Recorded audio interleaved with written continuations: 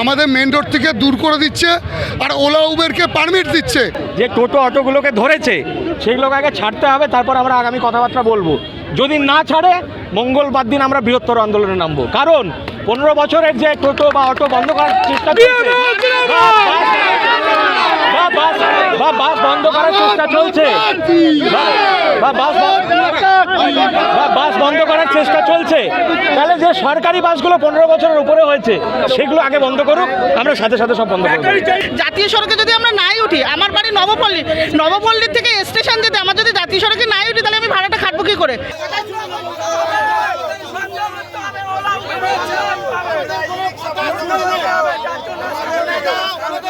পেটে লাথি মেরে তো মস্করা করা হচ্ছে।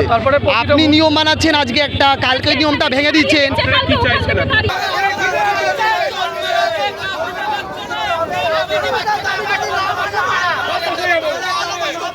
বিএমএসকে ডাকেইনি, আমরা আনঅফিশিয়ালি এসেছি। কারণ তারা চেষ্টা করেছিল যে সাধারণ মানুষ যারা টোটো চালায়, অটো চালায়, ঠিক আছে, তাদের ওপরে তাদের ইয়েটা চাপিয়ে দিতে। কিন্তু ব্যাপার হচ্ছে গতকাল থেকে আমরা দেখেছি প্রচুর অটোকে এবং তার আগে প্রচুর টোটোকে, ঠিক আছে, তুলে নিয়ে চলে গেছে কোনো প্রায়র ইয়ে ছাড়া। একটা ইন্টিমেশন তো দেবে, নোটিফিকেশন আছে।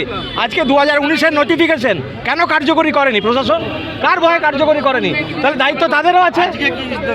আজকে ওনারা ডেকেছিলেন এই টোটো অটো যারা আছে তাদের ওপরে তাদের সিদ্ধান্ত চাপিয়ে দেওয়ার জন্য, যে 15 বছরের টোটো, তারপরে বাইরের যে রুট পারমিট নেই, এই রুট পারমিটগুলো করার দায়িত্ব কাদের? আরটিওর, প্রশাসনের। তারা একদিন ধরে কি করছিল? ঘুমোচ্ছিল।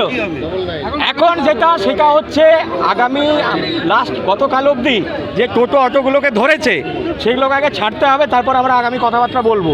যদি না ছাড়ে মঙ্গলবার দিন আমরা বৃহত্তর আন্দোলনে নামবো। কারণ 15 বছরের যে টোটো বা অটো বন্ধ করার চেষ্টা বাস বন্ধ করার চেষ্টা চলছে বাস বন্ধ করার চেষ্টা চলছে, তাহলে যে সরকারি বাসগুলো 15 বছরের উপরে হয়েছে সেগুলো আগে বন্ধ করুক, আমরা সাথে সাথে সব বন্ধ করব। আজকে প্রশাসন ডেকেছিল ওনাদের কথা শোনানোর জন্য, ওনার কথা শোনার জন্য ডাকেননি।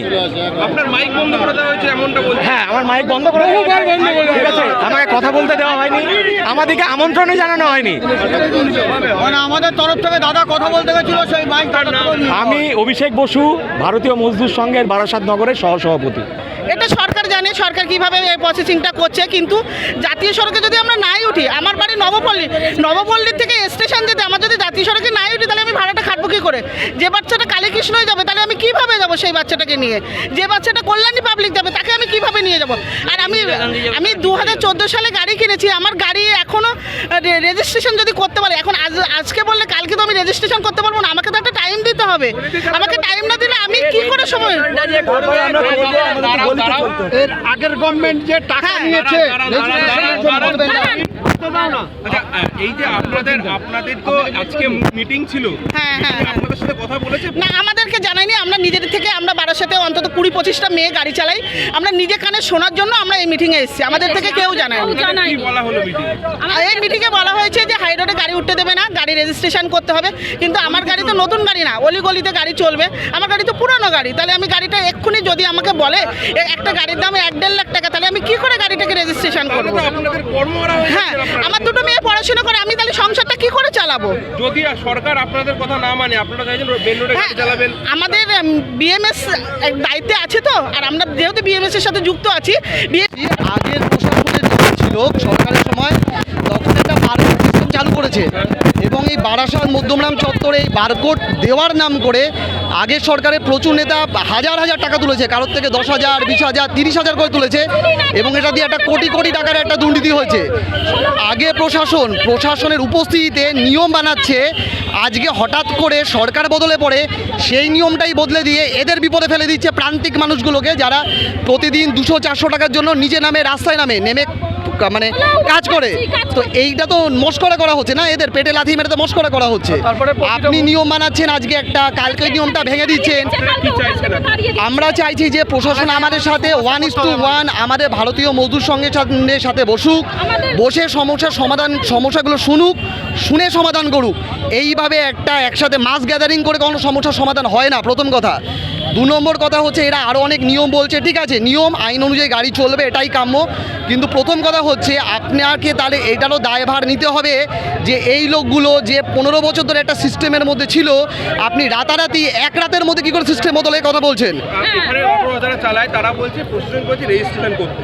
একদম। রেজিস্ট্রেশন তো প্রয়োজন আছে, আপনি মনে করেন তো রেজিস্ট্রেশন প্রয়োজন মনে আছে? তাহলে তো করেছিল। হ্যাঁ, আমি এখানে একটা উত্তর দিতে চাই। তাহলে প্রশাসনকে এই জবাবটা দিতে হবে। তাহলে লাস্ট 15 বছর আপনারা চোখ বুজে কেন ছিলেন?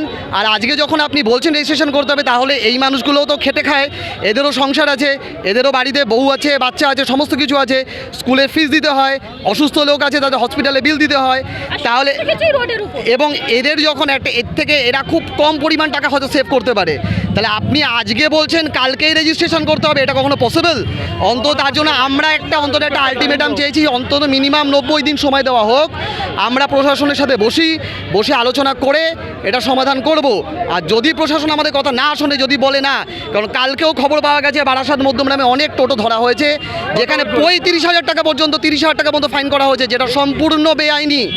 তো এরা যারা দিনে 500 টাকা কামাতে পারে না, 400-500 টাকার জন্য কামানোর জন্য রাস্তায় নামে, তারা 30-35,000 টাকা ফাইন দেবে কি করে? আমাদের মেন রোড থেকে দূর করে দিচ্ছে আর ওলা উবেরকে পারমিট দিচ্ছে যে ওলা উবের যাতে এখানে চলে। আমাদের বক্তব্য এটাই ছিল, বাইরের গাড়িকে বন্ধ করো আর ওলা উবেরকে বন্ধ করো। যেই সব গাড়িগুলো চলছিল সেই সব গাড়িগুলো চলবে, যানজট রাস্তায় গাড়িগুলো যাতে না যায় সেই ব্যবস্থা করতে হবে। আর আদার্স রোডগুলো যেরকমভাবে চলবে। আজকে যে কোনো বয়স্ক লোক যদি বাড়ির থেকে ব্যাংকে যায় তাদেরকে যাওয়ার সুযোগ দিতে হবে, স্কুল বাচ্চাকে সুযোগ দিতে হবে, পেশেন্টকে নিয়ে যাওয়ার জন্য সুযোগ দিতে হবে।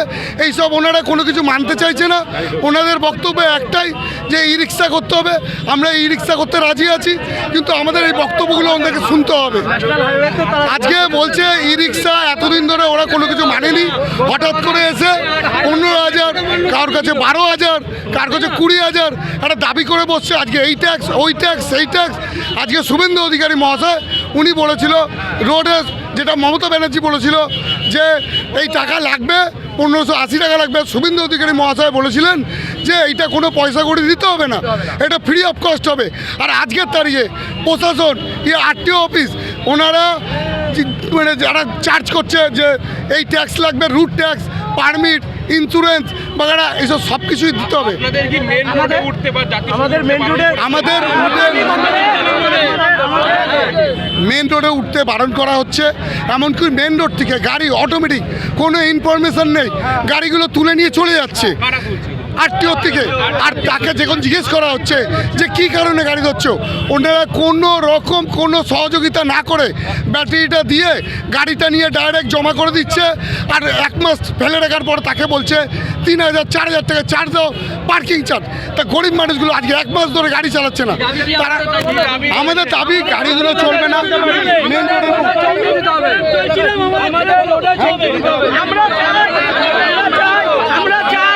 আমাদের ইন্স্যুরেন্স ওলা উবের বন্ধ করুন। আমাদের ভিডিও ভালো লাগলে লাইক এবং শেয়ার করুন। কমেন্ট সেকশনে গিয়ে জানান আপনাদের মতামত। আরও ভিডিও পেতে আমাদের চ্যানেল সাবস্ক্রাইব করুন এবং প্রতি মুহূর্তে খবরের আপডেট পেতে প্রেস করুন বেল আইকন।